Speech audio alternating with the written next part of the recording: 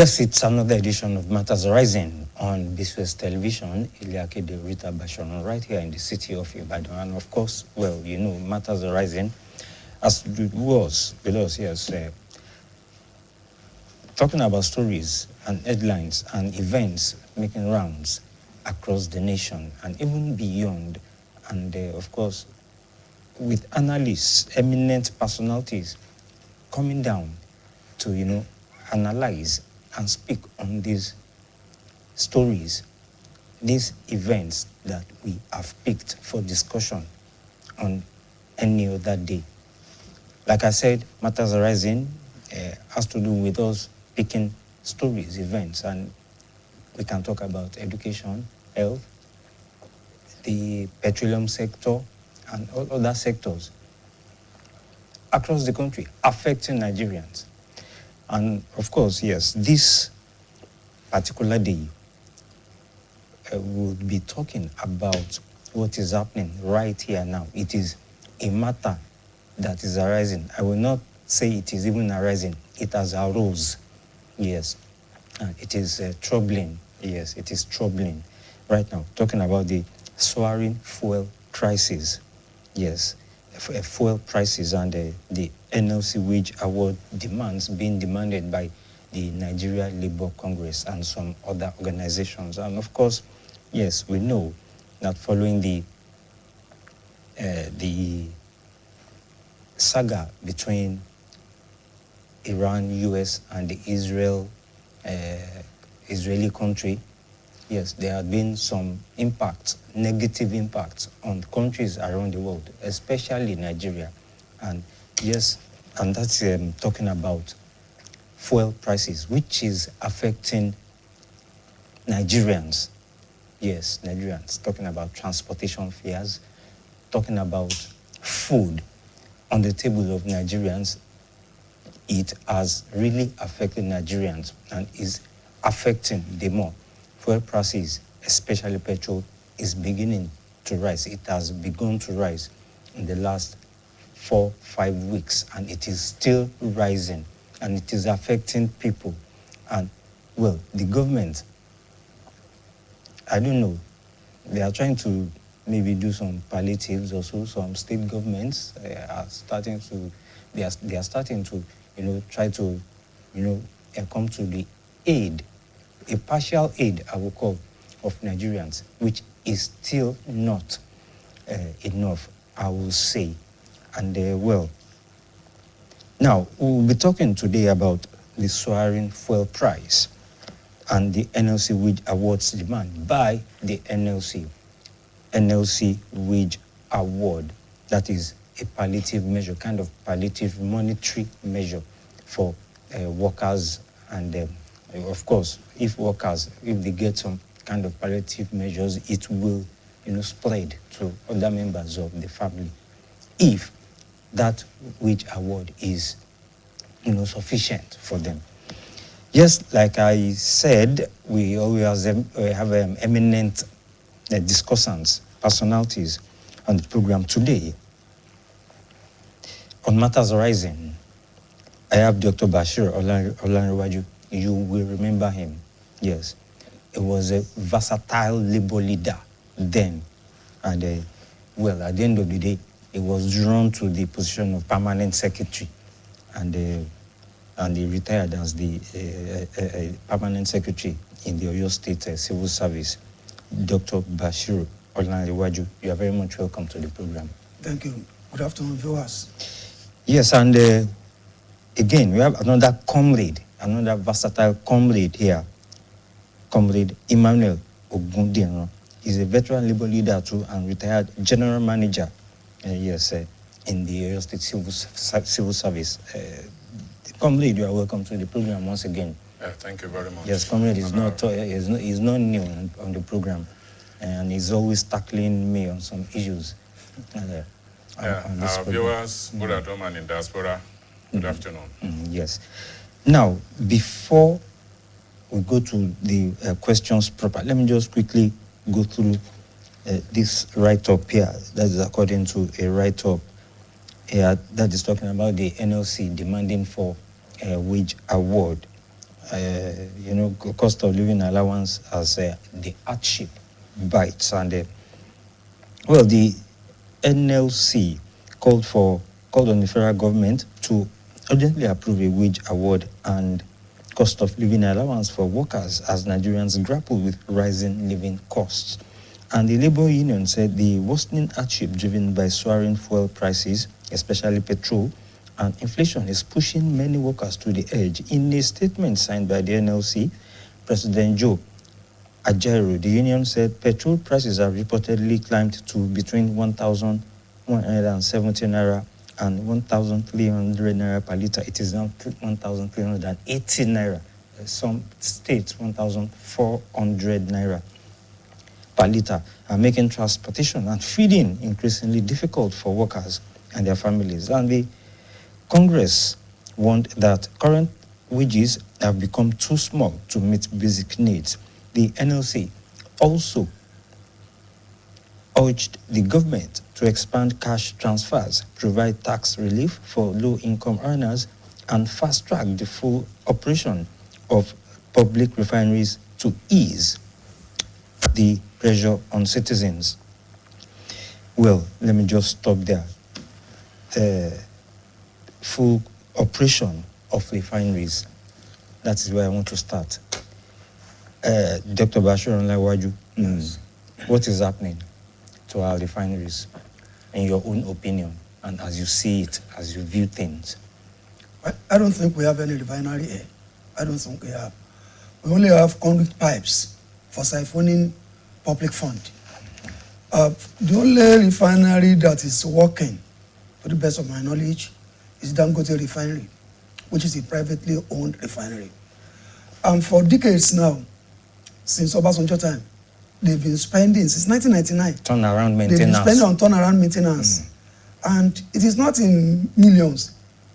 It is not in naira. It's in billions of dollars. Yes. And we have not seen any positive impact. Rather, things are getting worse. The more they spend, the worse things become.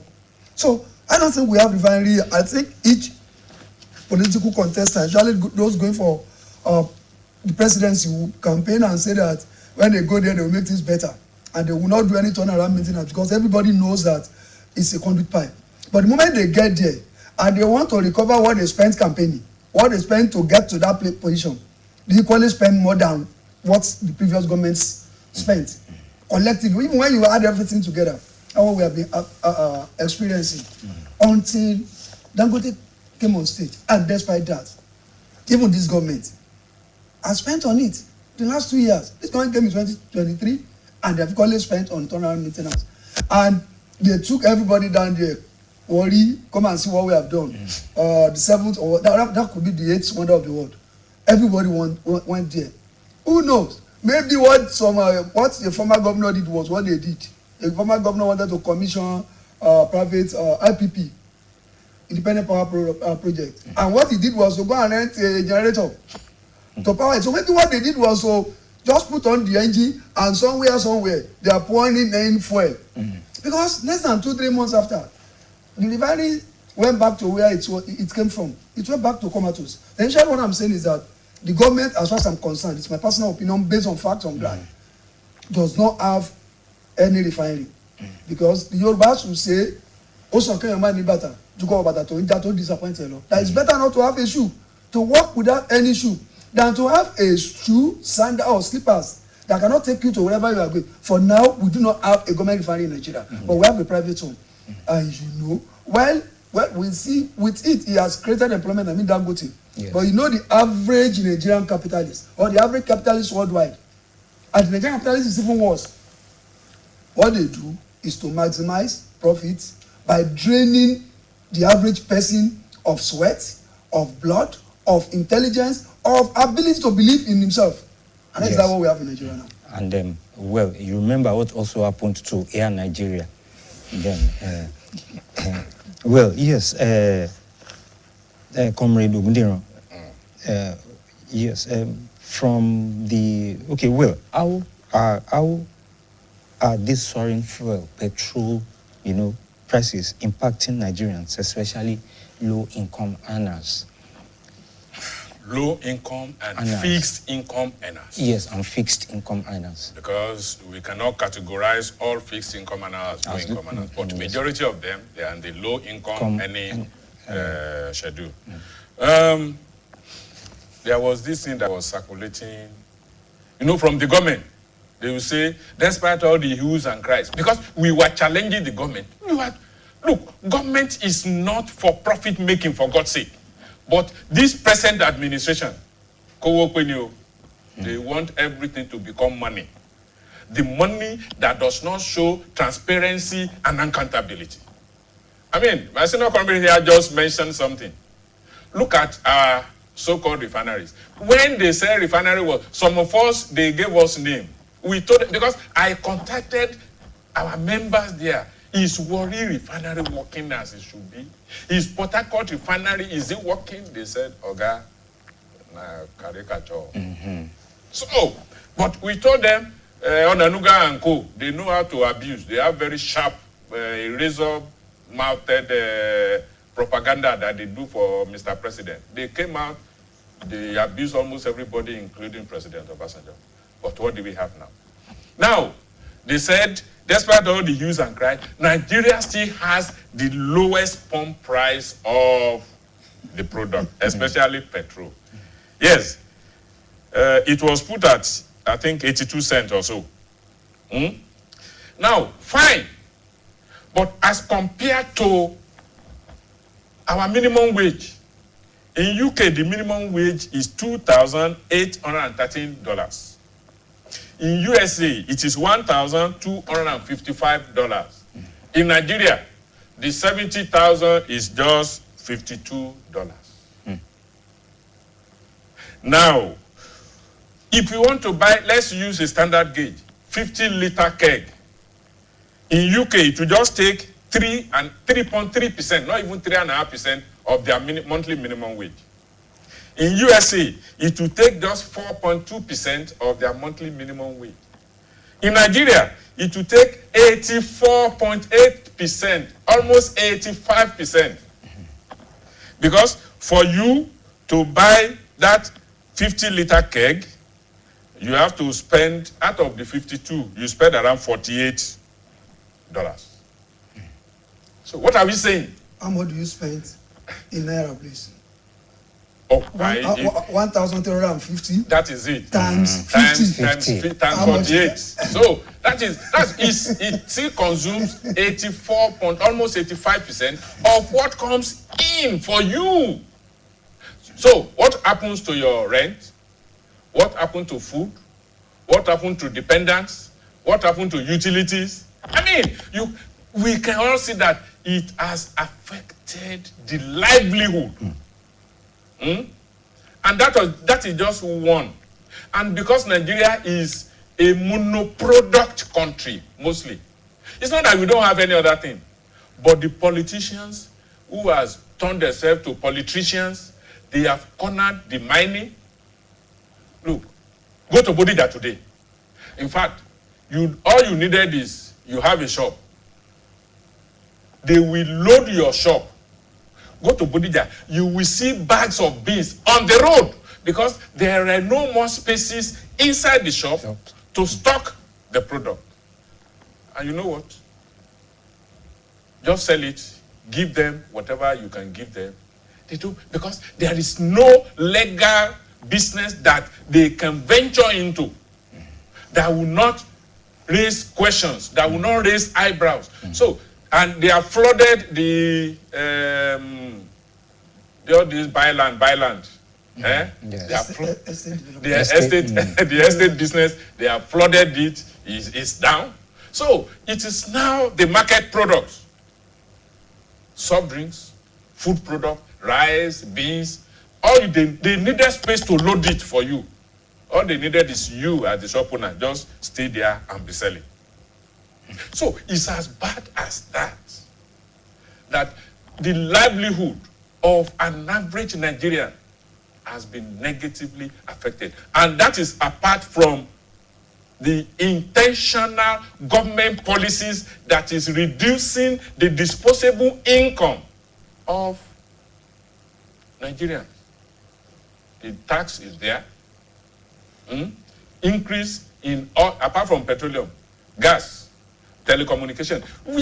Where they have pushed Nigeria, they will just find a way of increasing the price so that it will be more money to them that we don't know how they spend, we don't see what they spend it on. And they are making Nigerians dry. So it has affected the economy of an individual household, which by and large, microeconomically, it will affect the economy of the country. That's why some of us, we query them when they come up with their data that inflation is going down. Inflation, go to the market. In reality, what is inflation saying? So yes, comrade, doctor, should the government now,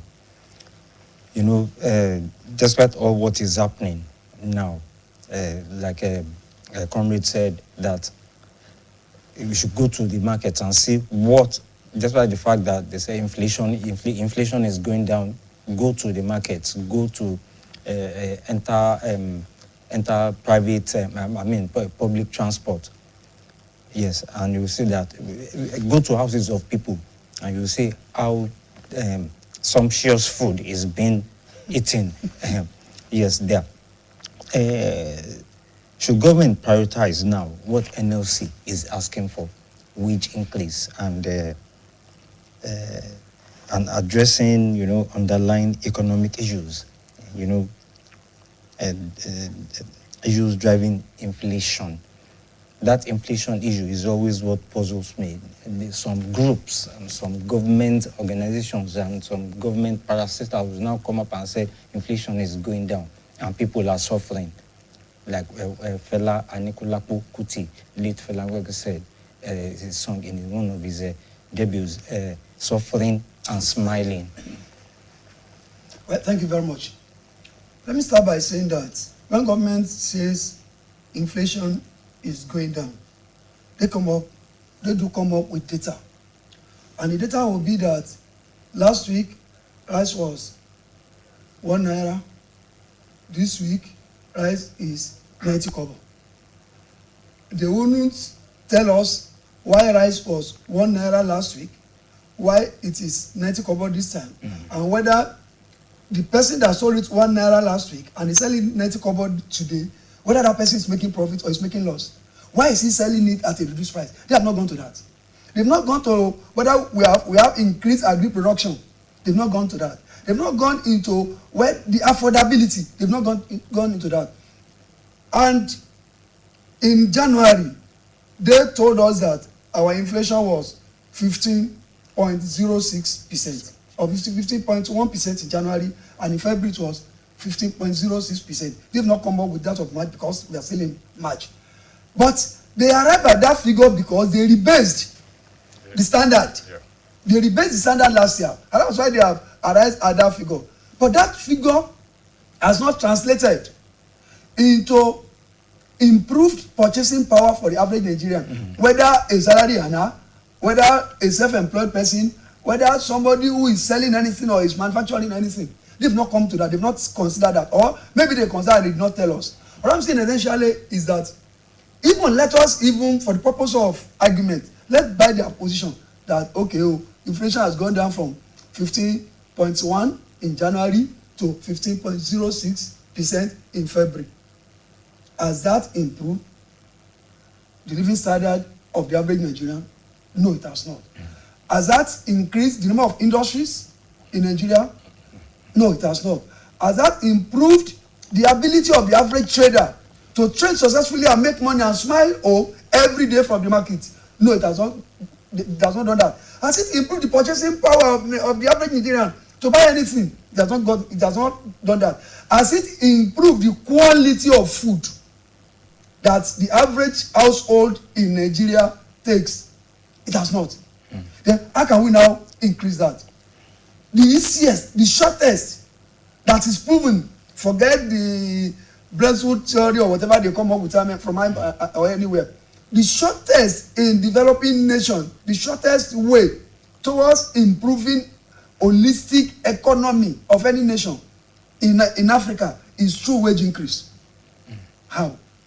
One, the moment you increase wage, relief comes to the earner. Relief comes. If that increase is significant, relief comes immediately. If you were earning maybe last month, you earned 80,000 naira minimum wage. Let's just use that. And today, they've increased that to 100. That means you have 20,000 naira extra. Don't forget, we call it increased government revenue because they will still tax it. You still pay it. It will increase it. And the moment you have that, you'll be owing your landlord. You'll be able to pay parts. You make part payments. The landlord that is equally finding it difficult to send his children to school. Now that you have made part payment, that landlord will spend part of that money to pay for his children's school fees. But food will increase. No, it's not. Increase immediately. No, it is not true. It is not true. That's what they have been telling us. Food increase, for two reasons. For three reasons. One, because we are not producing enough. Government is not funding. It's not encouraging. I was in agriculture. They discourage us. Because they are importing virtually everything today. Everything. That is killing our farmers. But that's not the discussion of today. Because we are only postponing the evil days. But I'm not going to that for now. We are not producing. Two, our traders are hoarding. They are hoarding. Yes, I was coming to that. They are hoarding. And three, government policies make it difficult for you to buy. Just this year, they have increased taxes. So what we have to do is to increase wages. I was saying that one, relief comes to the wage earner once you increase wage, and without relief, his family gains. Two, his purchasing power is improved.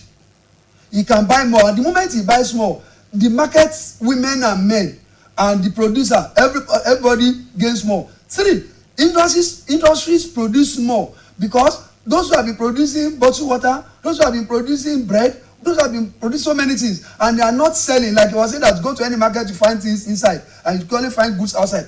You find them not because they are cheap. You find them there because people are not buying. They cannot afford. So the man who buys, because I've always said, even when I was in the service, I always told people that we spend our own money here. Workers spend their money in Nigeria. It's not even enough to buy ticket to go anywhere. So the moment we spend it here, we improve our economy, especially the productive economy. And the fourth one is that it assists government in reducing crime. And the moment crime is reduced, you spend less on buying hardware that you don't even know how to use to combat crime. And third, the fifth point is that it reduces family and communal conflict. Because when a man has been performing his role, whether financial or whatever before, and suddenly, due to government policies, he finds it difficult to do it, that man becomes extremely aggressive at home. And outside, he becomes sodomite. At home, he becomes a wife beater. Every small thing provokes him. His children, he starts beating them. Even the wife becomes aggressive. Chocolate, are you calling yourself a man? You are not even a man. Do you think it is the third leg that makes a man? It is your pocket, not the third leg. And the man gets angered because he had been doing it before. And the children call it. It breaks the love between family houses, within family houses, the love between parents and children. And outside, the man becomes a semi-mad person. Go out today. You can hardly move a kilometer or 2 kilometers in, but without finding people fighting each other, boxing on the road. People say, yeah, well, you are not mad. But they are mad.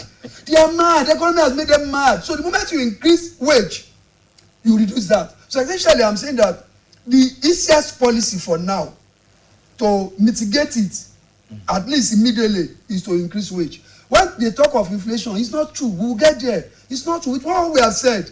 In how many years we'll get there? We'll get there immediately. The moment you pay, you increase salary. Okay, they increased salary 2 years ago. Was it 2 years? Or last year? Last year.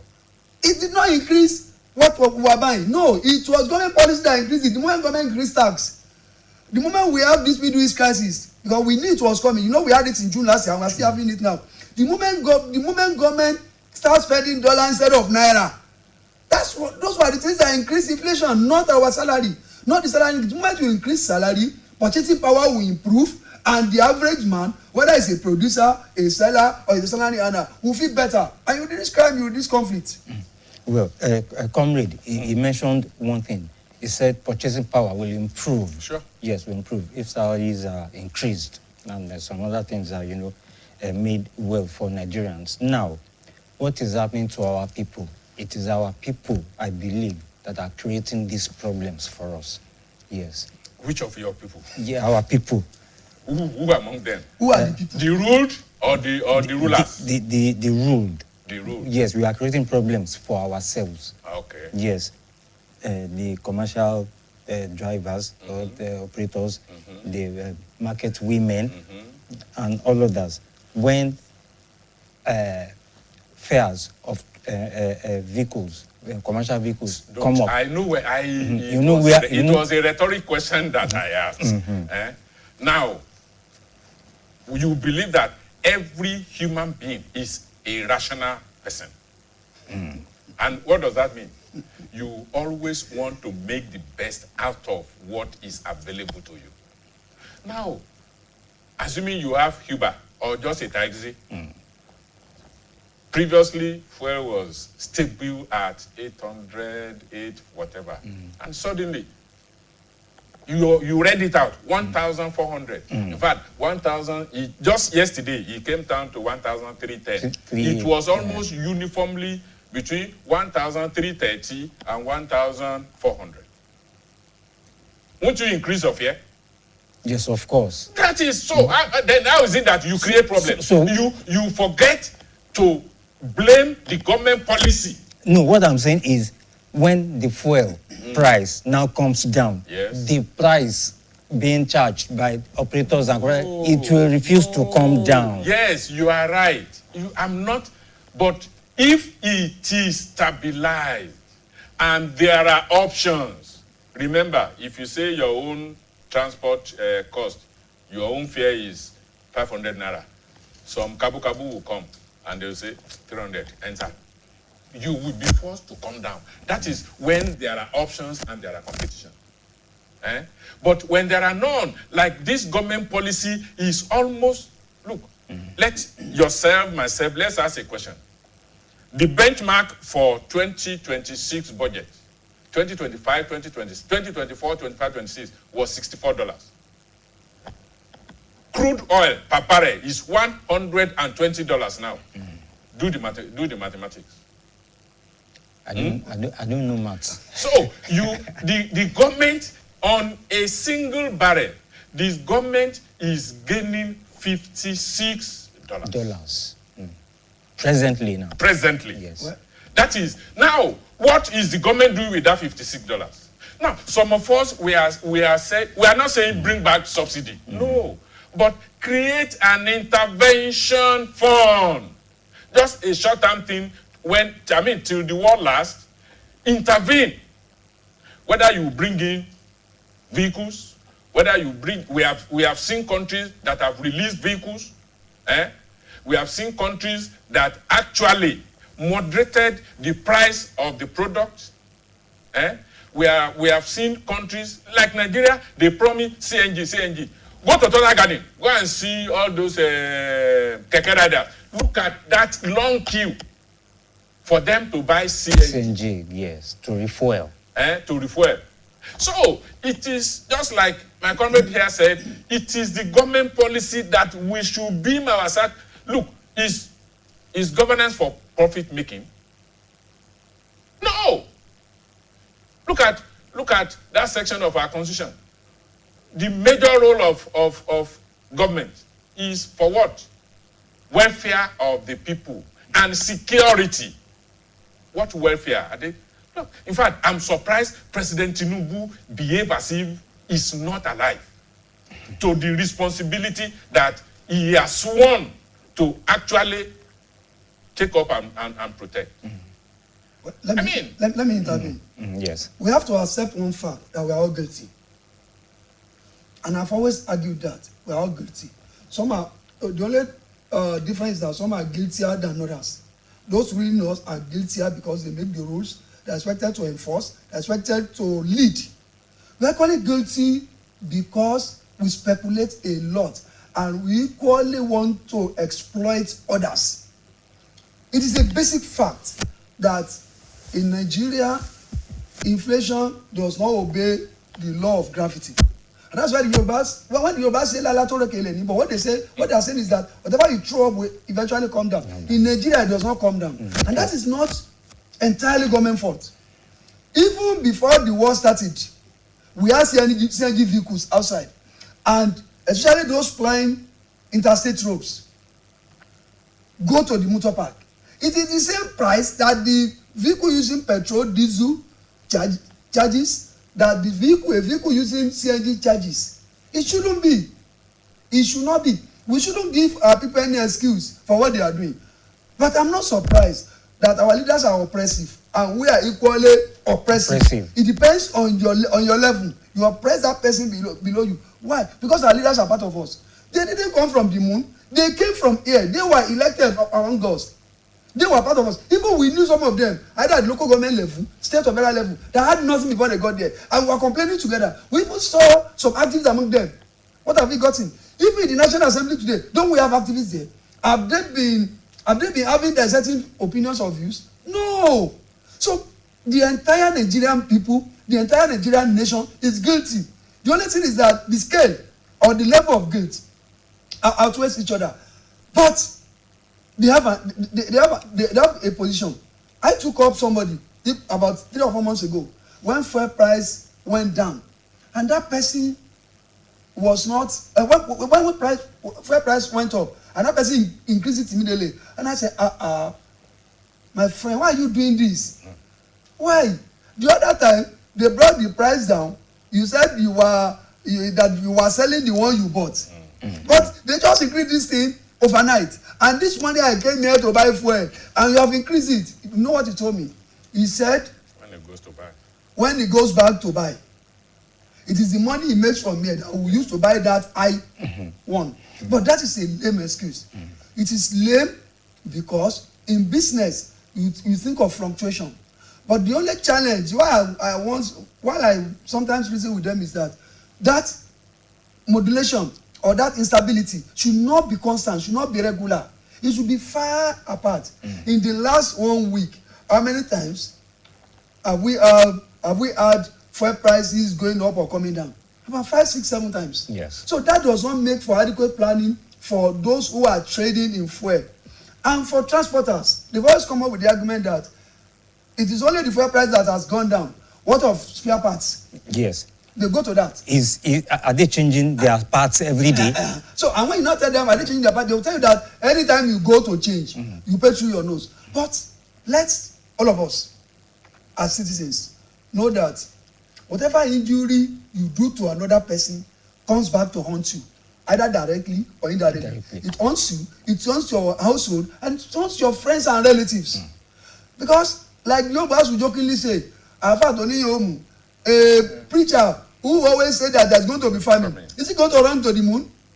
Is he going to live by the words alone? No. We are going to suffer it together. What I'm saying essentially is that all of us we need to go through some reorientation to know that whatever you give out eventually comes back to you. So if you sabotage the economy, either as a ruler or part of the ruling class, or as the rule, like my friend here said, it will affect all of us. So we are all guilty. But government can make things better.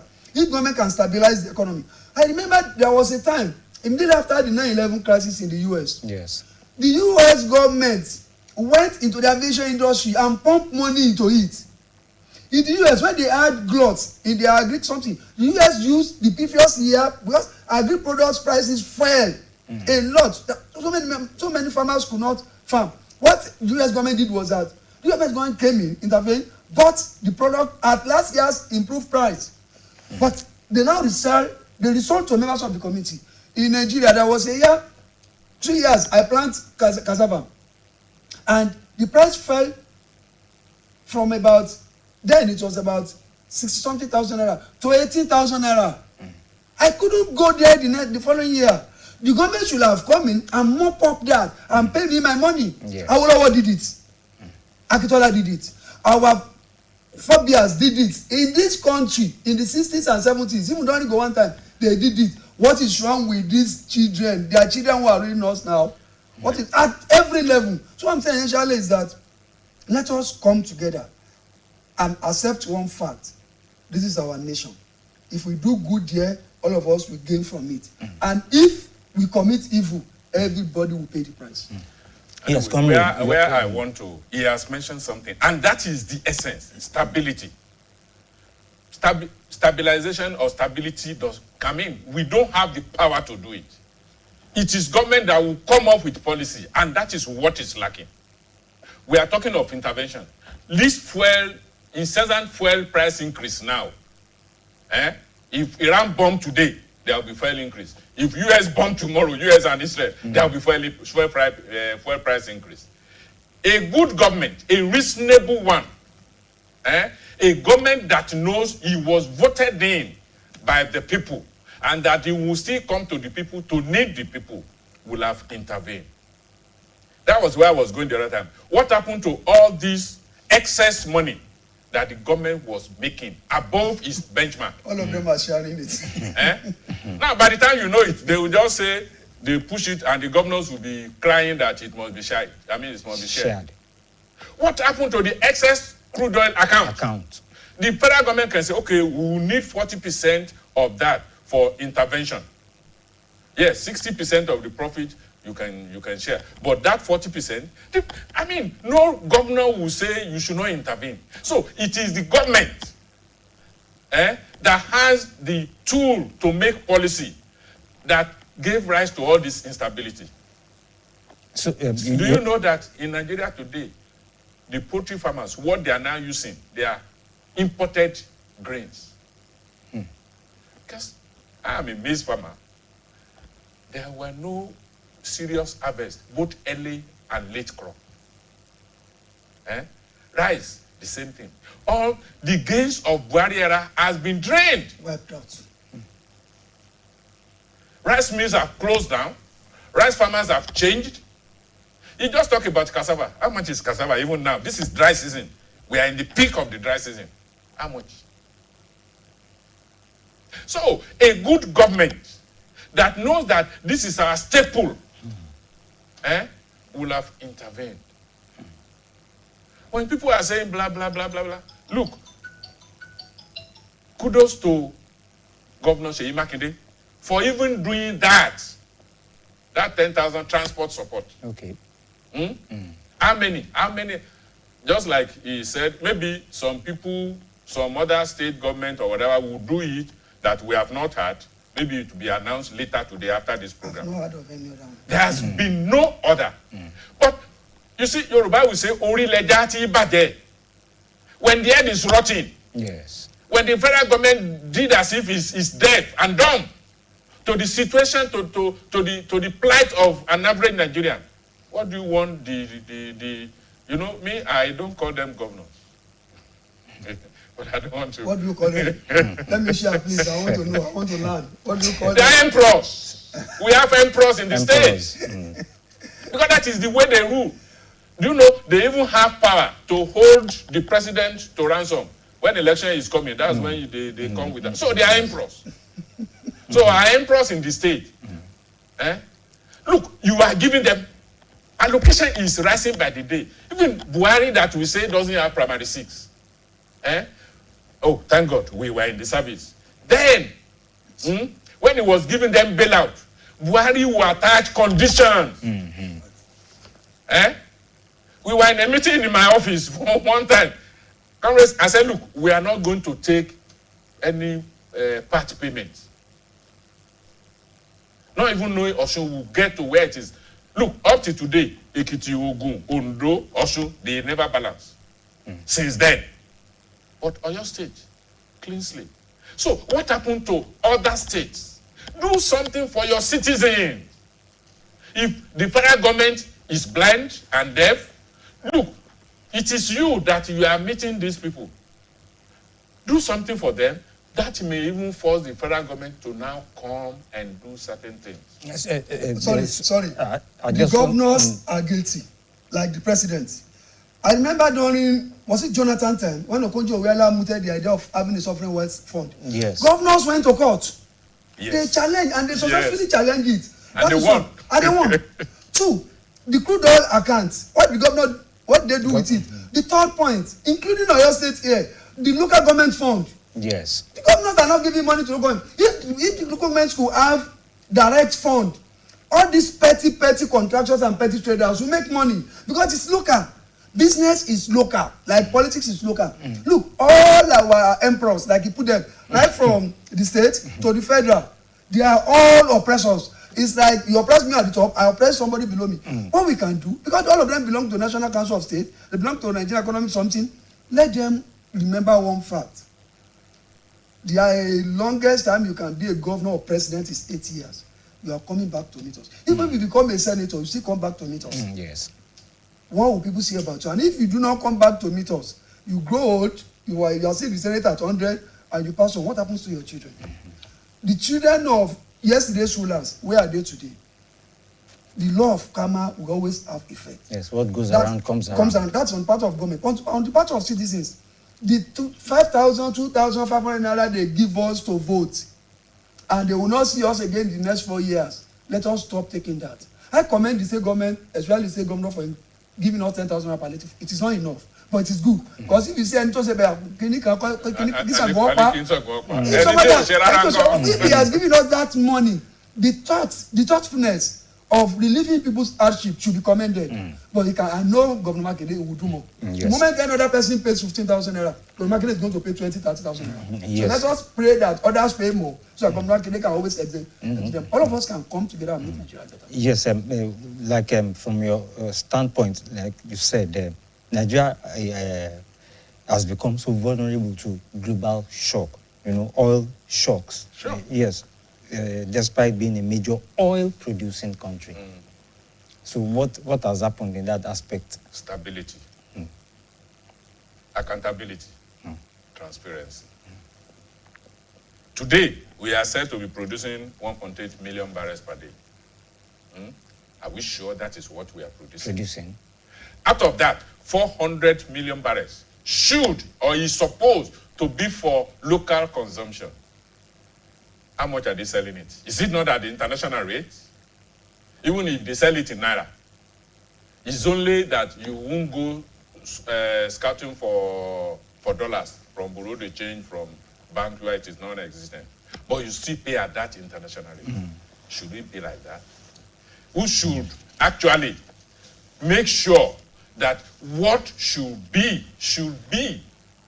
I mean, there are certain things when you do things right, and you do the right things, very little room will be left for complaints. Then let me just come in and say that something that always confuses me is this. If we produce oil in Nigeria and they produce in America or whatever, and we are going to sell it to America and other nations, and you are telling me that it is whatever they are selling there, which they call international rate, that must be sold in Nigeria. It's like saying that it's the amount you buy yam in Shaki that you must buy yam in Ibadan. It doesn't make sense. It is exploitative.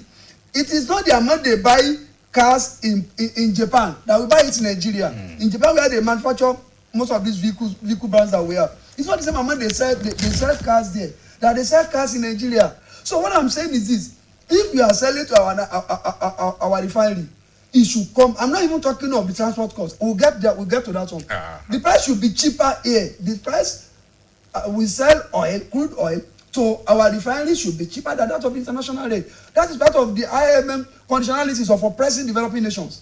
That's one. Two, we're not even paying the same amount for freight.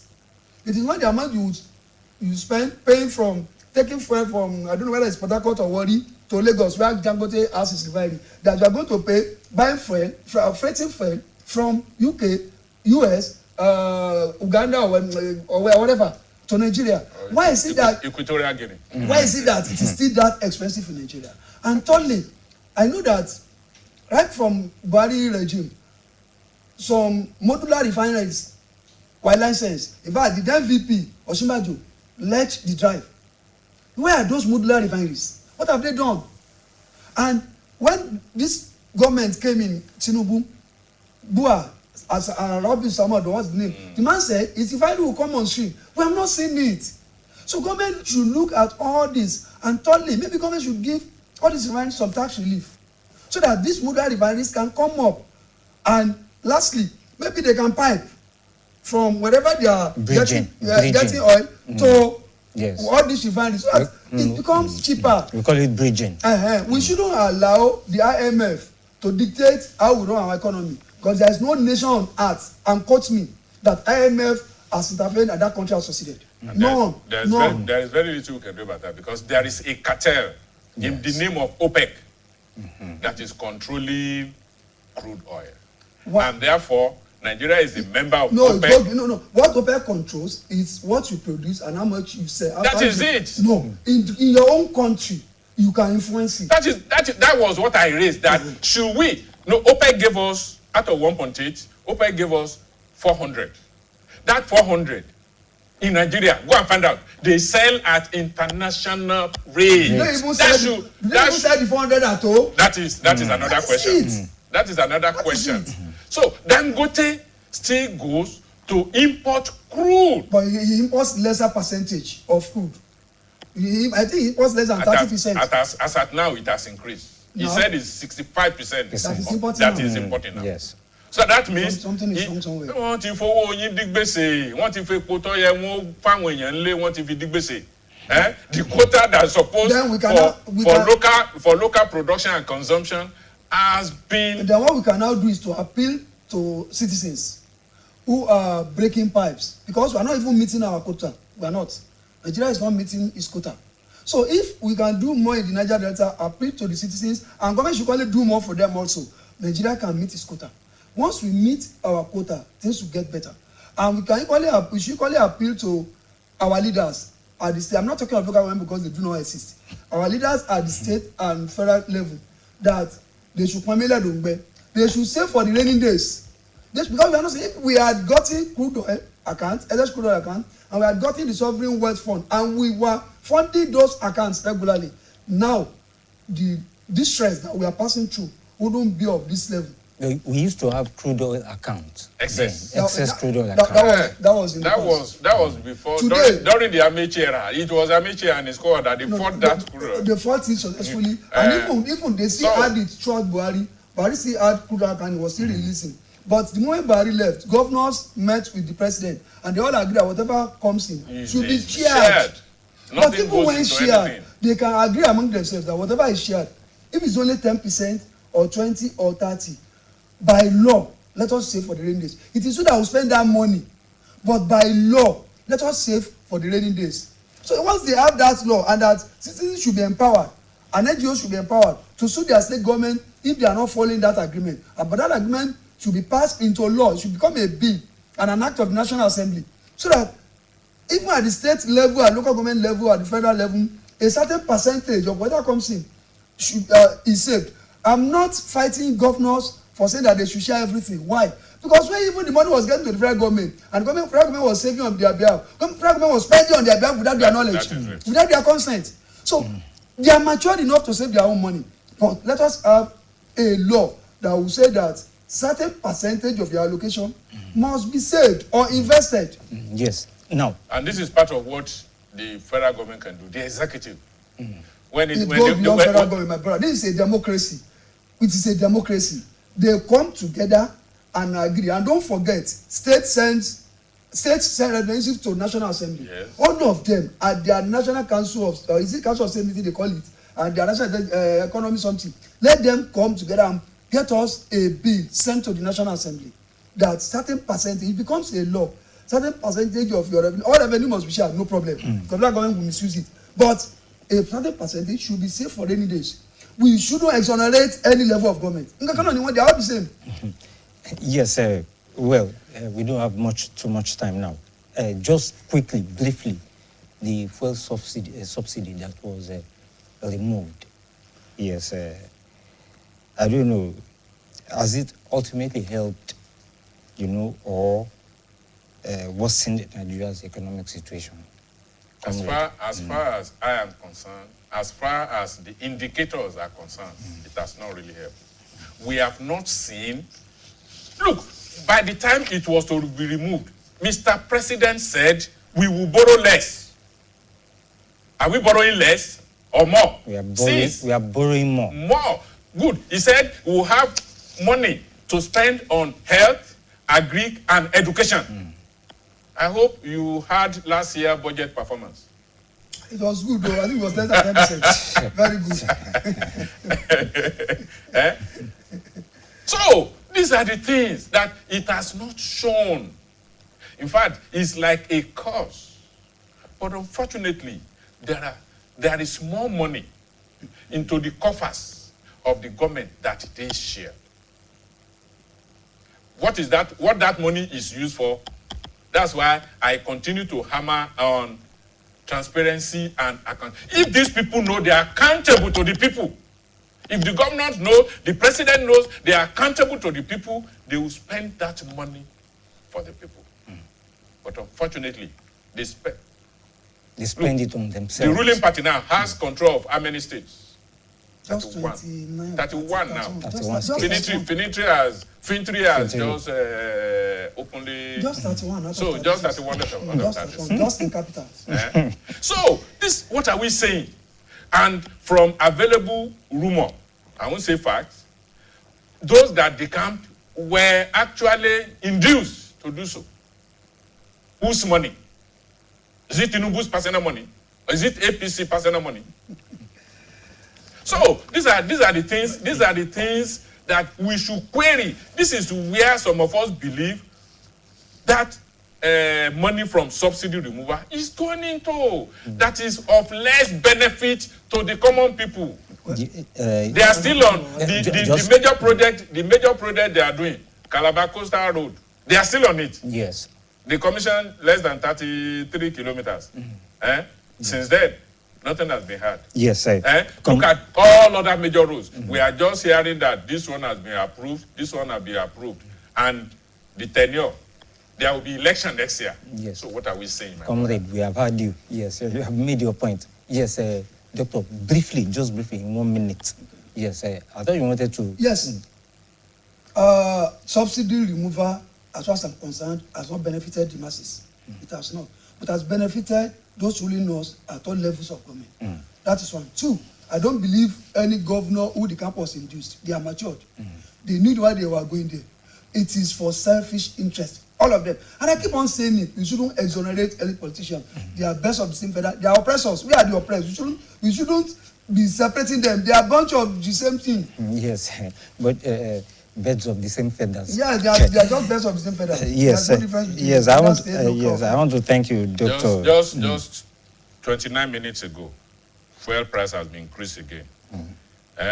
Ex-depot from 1,232 now to 1,332. Another 100 naira increase. So from 1,004, be expecting 1,005, 1,490, whatever, when you get to the pump. And just yesterday afternoon that they brought in. This one is just 20. This one is just 29. Yes, that I'm reading now. But let's just be let's just continue to play for the situation. Let me say don't pray. situation. Look, I hate. Don't pray for certain things that we should do. Don't mention prayer. No. What does he want from God? What does he want from God? God has given us everything we need. Yes. No. Leave prayer alone. But the Bible says, if you have a camel and you don't want it to be stolen, tie it down. Yes. Are you telling me, why don't you kick your car, leave the key there and go and sleep at home? Forget about prayer. Forget about why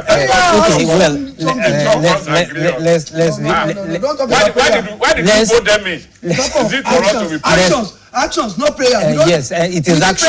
When we are prayed enough, yes, let masses come out. Doctor, and get their rights from these oppressors. Thank you very much. Thank you very much for your opinions here and your remarks here, Dr. Bashir Olanrewaju, veteran labor leader and retired permanent secretary of your state, for coming on the program. Thank you. You are welcome. And yes, and Comrade Emmanuel Ogundinro, yes, another veteran labor leader and retired GM in the Oyo State Civil Service. Yes, it has been an interesting time on matters arising on BCOS.